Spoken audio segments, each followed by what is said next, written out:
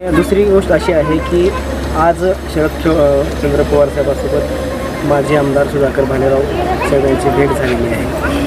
ते तुतारीमध्ये प्रवेश करतील अशी चर्चाही चालू आहे. कसं बघताय ते आपलं आता तुम्हीच मला पहिल्यांदा या ठिकाणी सांगतायत कोण कुठं जावं तो त्यांचा वैयक्तिक प्रश्न त्या ठिकाणचा असतो.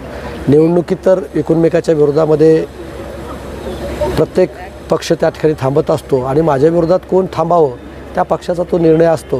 त्याच्यामुळं कोणी जरी उमेदवार थांबला तरी ही जनता निवडून देण्यासाठी त्या ठिकाणची असते.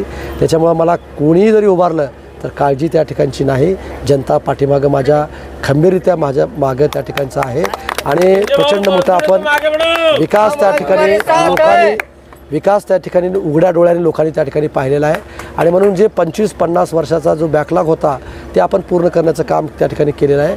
आणि म्हणून कसलीही भीती कसलंही टेन्शन कुणी जरी उभारलं तरी काही या मतदारसंघात अडचण नाही.